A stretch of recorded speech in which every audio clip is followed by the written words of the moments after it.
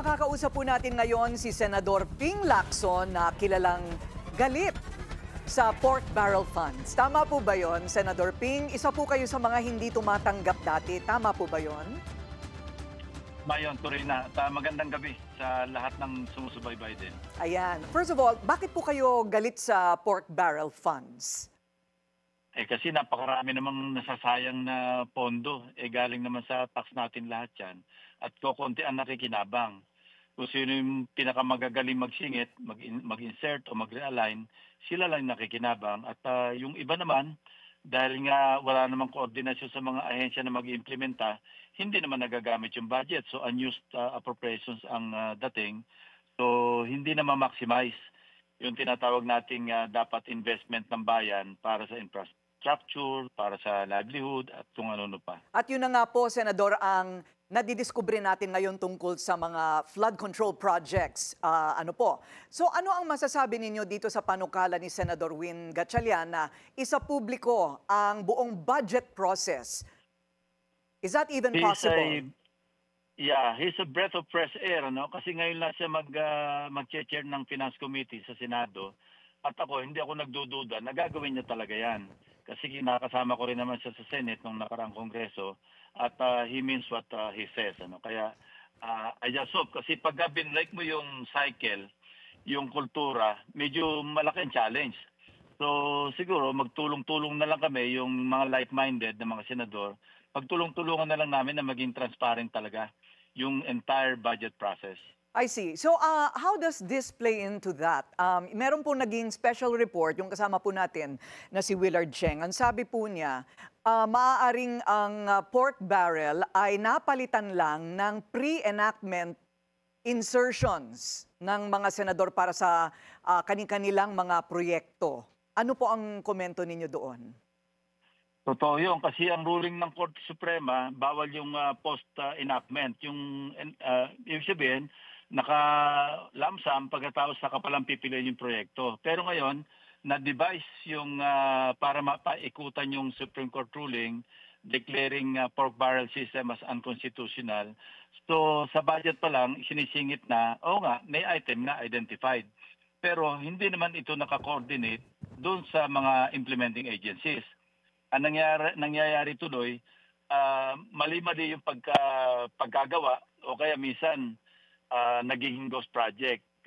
Kanina lang, mayroon kaming meeting ng mga staff kasi binubuo ko yung aking isasawang privilege speech tungkol sa mga flood control projects all over the country.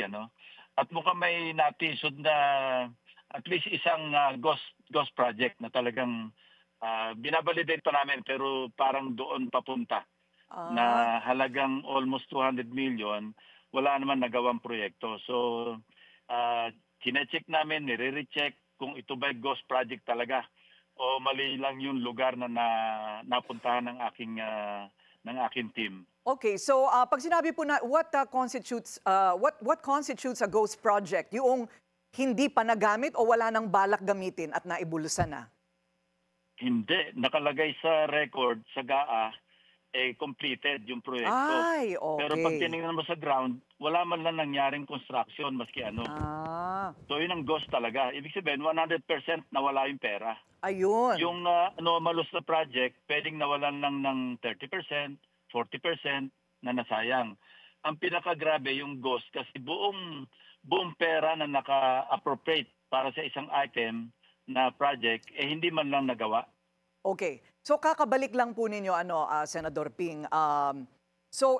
Palagay po ba ninyo mayroon pong dahilan para questionin itong mga insertions na ngayon po ay napapabalita? Dapat lang kasi naabuso ito Tulad sa bicameral conference nga, wala naman transcript, walang minutes at hindi naka-open sa publiko. Ang nag-uusap lang dyan, yung mismong dalawang panels, yung Senate panel at saka yung House panel. At doon sa mga membro ng panel, hindi naman lahat nakaka-participate. Kasi nag-uusap lang yung Appropriations Committee Chairman at saka yung Finance Committee Chairman at siguro isa o dalawang taong miyembro ng bawat panel. So wala talagang transparency, nakatago talaga. Ngayon, maganda yung panukala na i-upload. Makikita talaga sa website. malaking bagay na yung malaman lang kung sino nag-insert. Mag-aatubili na yung mga congressmen na mag-insert o senador na mag-insert ng walang kakwenta-kwenta mga budget na wala namang planong ipagawa at hindi naaayon sa tinawag ni Presidente na hindi naka-align doon sa NEP o tinatawag na President's Budget. At hindi lang flood control, lahat ng klaseng budget, lahat ng klaseng proyekto, pwede pong busisiin, lalo na ng mga grupong desidido. Last question po, ito pong sinasabi ni Senator Erwin Tulfo na DPWH USEC na nagpayaman lang sa pwesto. May nalalaman po ba kayo dito? Wala. Ngayon ko lang narinig yon na merong ganon na tinanggal sa pwesto na nagpayaman sa pwesto. Ayun, may sarili po kayong iniimbestigahan ninyo. Okay, thank you very much. Maraming salamat po sa inyong panahon, Senador Ping Lacson. Thank you, Corina. Yeah, regards. Thank you. Manatiling nakatutok sa Bilyonaryo News Channel. Sumubaybay sa aming social media accounts at mag-subscribe sa aming YouTube channel para sa mga bago at eksklusibong balita.